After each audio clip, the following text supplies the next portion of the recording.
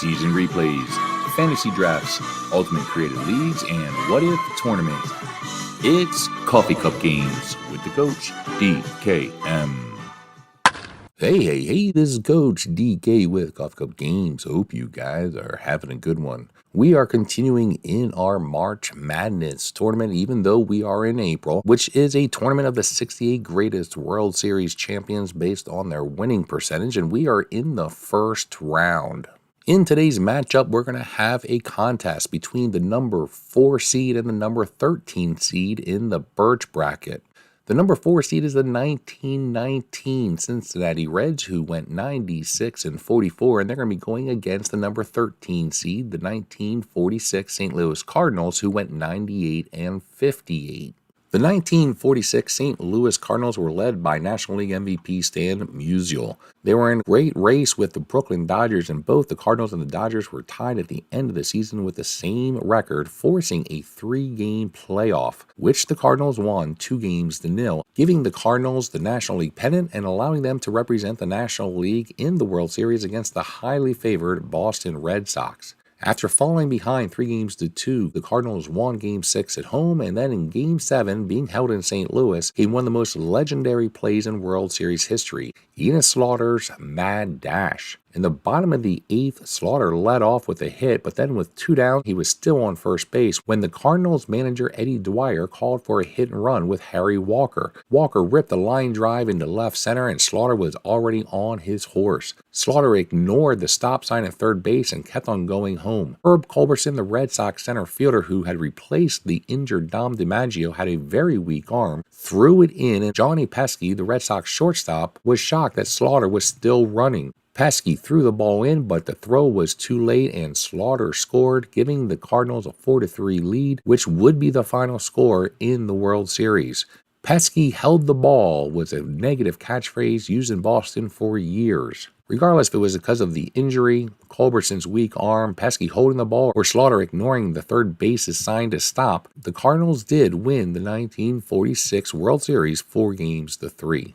The 1919 Cincinnati Reds are probably the most unappreciated World Series champion in World Series history. And it's sad because they were a great team, but they will always be scarred by the fact of the Black Sox Scandal, when their opponents, the Chicago White Sox, were caught throwing the World Series. Unfortunately, the Reds may have actually won that without the White Sox having thrown the series. The reason being, the Reds have the 12th best winning percentage out of 120 World Series champions. They were the real deal. They were led by great hitting. Ed Roosh led the National League in batting average, and Todd Eller and the rest of the pitching staff was one of the best in the major leagues. Sadly, the Reds will never get their due because of the Black Sox Scandal, but they are and should be considered one of the best World Series champions of all time. So now that we've gone through the Cardinals and the Reds, let's check out their starting lineups.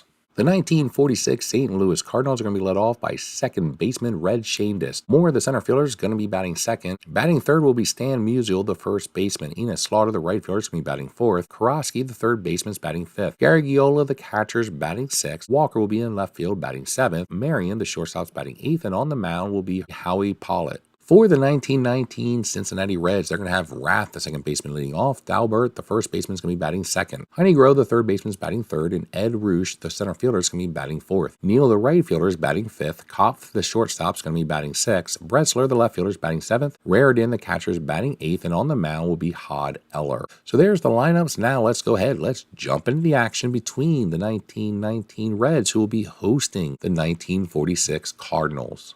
But before we do, go ahead, hit that thumbs up, and I'd appreciate if you would like the video. If you have not already, please subscribe to the channel. And lastly, leave any comments, questions, or snide remarks in the comment section down below. In this matchup, I'm going to be managing the Cincinnati Reds from 1919, even though I did predict an upset in my bracket. But I thought it would be fun to manage the Cincinnati Reds, so that's what I'm going to do. So now let's jump into the action between the 1946 Cardinals and the 1919 Cincinnati Reds. Here we go, top of the first, Todd Eller on the mound going against Red Schoendienst.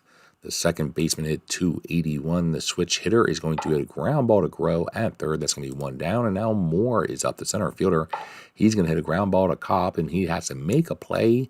He has a range of 2. He will get there, and that is going to be the second out. And now Stan Musial's up, and that's going to be a strikeout.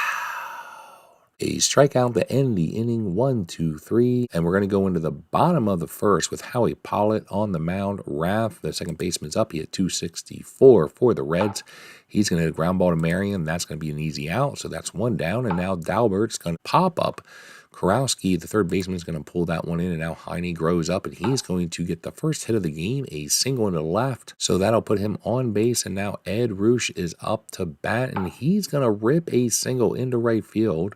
We are going to go ahead and we're going to send Grow. Slaughter is not going to go for the out. He's going to make sure that Roosh stays at first. So we have runners on the corners with 2 down, and now Neal, the right fielder, is up. He hit 279.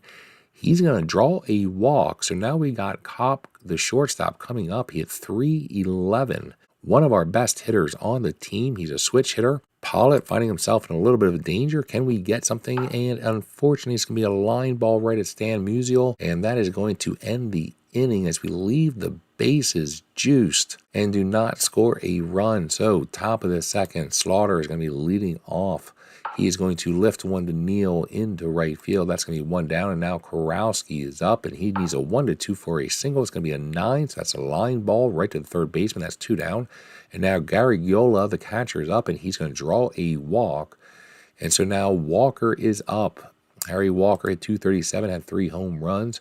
He needs a 1-8 on the pitcher's card. It was a 4-8 roll. 1-8 was a hit. The rest was a line out. He rolled a 3. So that is going to be safely into the outfield. Gary Gola goes to second, and now Marion, the shortstop's up, and he's going to hit a line ball to Dalbert at first to end the inning. So they get a runner in scoring position, but they are not able to capitalize, and we're going to go into the bottom of the second. Bressler, the left fielder, is going to be leading us off. He only hit 206. He needs a 1-6 for a hit, but it's going to be a 17 on the 20-die roll, so that's going to be one down. And now here is Raridan. Raridan, the catcher, is going to draw a walk, which is good because he only hit 216. And now Hod Eller is up. Hod Eller is going to be strikeout. Second strikeout by Howie Pollitt. And now we get Rath, our leadoff man, up to bat. He grounded out earlier in the game. He's going to ground out again as he hits one right to Stan Musial, who picks it up, tosses it over to Pollitt, who's covering the bag. And that's going to end the inning as we go into the top of the third. Here's Pollitt, the pitcher, and he is going to hit a ground ball to Heine Grow. Heine Grow at third base picks it up, scoops it, throws it, and that's going to be one down. And now Red Shanus is up. He lifts one into center. No movement for Ed Roosh to pick that one out of the air, and that's going to be 2 down. And now Moore is up, and Moore with a strikeout. So 1, 2, 3, we go into the bottom of the third, and now Dalbert is up. He needs a 1-3 for a hit. It's going to be a 15, so it'll be a line ball to right field that Slaughter is able to pull in, and that's going to be one down. Now Heine Grow is up to bat. He needs a 1-3 for a double. Unfortunately, it's going to be a 9, and that's going to be in a fly out, so that's going to be 2 down. And now Ed Roosh is up. Our best hitter is going to hit a ground ball to the first baseman, Musial, and that's going to end the inning 1, 2, 3. So after 3, not much offense, though we did have the bases loaded in the first, but the Cardinals from 1946 have 0 runs on 1 hit, have not committed error, and the 1919 Reds have 0 runs on 2 hits, and they too have not committed an error. Top of the fourth, here is Stan Musial. The first baseman hit 365 with 16 home runs. He's going to ground ball to Heine Grove. That's going to be 1 down, and now Slaughter is up. He needs a 1-11 for a triple, but it's going to be a 13, so Roosh is able to pull this one in. That could have been really dangerous. So that's 2 down. Now Karowski, the third baseman, is up here 301 with 15 home runs, and he needs a 1-17 for a home run. This one's going all the way back to the wall, but it's not going to clear the fence as we roll a 19. Yahoo! So Bressler able to pull this one in right in front of the fence, and that's going to be the third out, a very long third out. And so we're going to go into the bottom of the fourth with Neal leading us off. The right fielder hit 242. He's going to hit a ground ball to Marion. That's going to be 1 down, and now Koff's up. The shortstop's going to hit a line ball to Musial. That's 2 down, and now Bressler's up.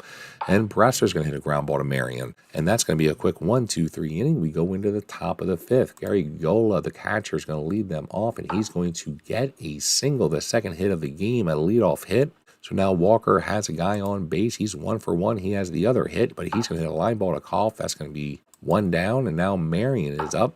Marion with a hit and run is going to be a ground ball to Rath. Rath is not able to get the play at second, so he's going to take the easy out at first. So that'll be 2 down, but Gary Giola is on second base, and now the pitcher palette is up.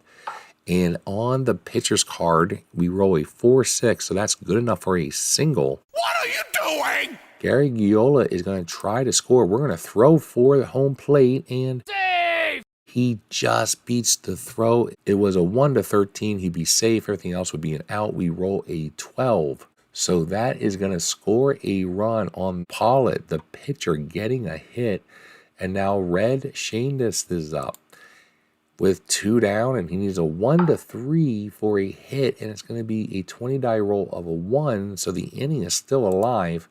And now Moore is up, and Moore needs a 1-17 for a home run on the pitcher's card. It was a 4-2, and we roll a 16.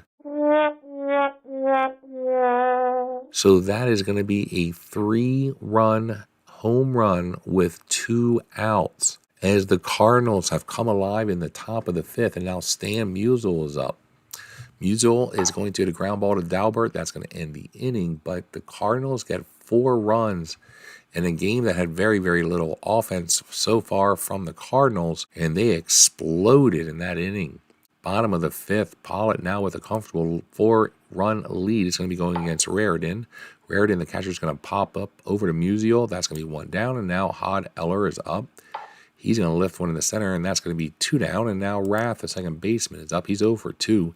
He's going to hit a ground ball to Shandis, who has to make a play. He has a range of 2. He's able to make the play, so a 1-2-3 inning as we trail 4-0. Top of the 6th, Slaughter's going to be leading them off. The right fielder at 300 with 18 home runs, and that's going to be a walk.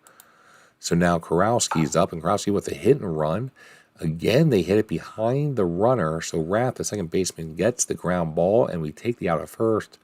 But Slaughter is on second. Now Gary Giola is up to bat, and he needs a 1-8 for a hit. It's going to be a 1. So that will go into center field. Slaughter's going to stop at third base. He's actually going to listen to the third base coach in this game, as they have a 4-0 lead. And now Walker's up. He had 237 with 3 home runs. He's going to ground ball to Rath, who's going to throw it to Kopp, who's going to then throw it over to Dalbert at first for a 4-6-3 inning-ending double play. And that will take us to the bottom of the 6th. As we are struggling in this one, Dalbert's going to lead us off. Our number 2 hitter, the first baseman, he's a 1-3. It's going to be an 18, so that'll be a line out. And now Heine Groh is up, and he's going to draw a walk. So we finally get a runner on in a while, and we're going to try to steal. He does get a good jump. He's safe. And he is able to take second easily as he gets a stolen base. And now Ed Roosh with the runner in scoring positions up to bat. He's 1 for 2. He needs a 1 for a home run.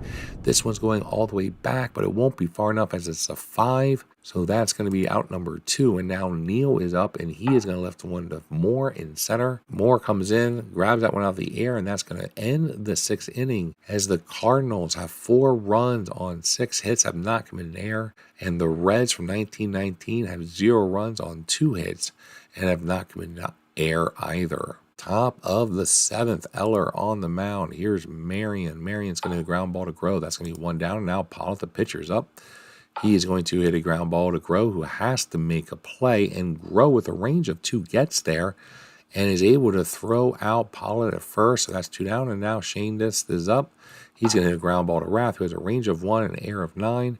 He's able to make the play, so that's going to end the inning 1-2-3 as we go into the bottom of the 7th and have 9 outs left to come back from this 4-run deficit. Kopp, the shortstop's going to lead us off. He had 270. He's going to lead off with a single, so that's a good thing. And now Bresser, who hit only 206, is up, and he's going to line ball to Shandis at second. That's going to be 1 down. And now Raritan is up, and he's going to hit a 6-4-3 double play to end the inning. And we go into the top of the 8th, still trailing by 4. Hod Eller back on the mound. He's close to his pitch cap. He's going to be going against Moore to lead off the inning. Moore had a home run that scored 3 runs in the 5th inning. And so a big hit by them. And this time he's going to lift one to Roosh in center field, who has to make a play. He has a range of 1 and an error of 2, so that should be an out, and it is. So there's 1 down, and now Musial is up. He needs a 1-3. It's going to be an 18. So 1-3 single. Everything else fly out. And that's going to be an out as Neil pulls that one in. We have been able to keep the National League MVP, Stan Musial, without getting a hit. So we're doing that well, but unfortunately, that 5th inning killed us. Slaughter now up the bat with 2 down, and he's going to get a 2-out hit as he hits a line drive into right field. That's going to be single, and he's on first, and now he can't get a lead, so Karowski, who's 0 for 3's up. He's going to pull this one into Bressler left, and that's going to end the inning. As we go into the bottom of the 8th, trailing by 4, and we only have 3 hits so far.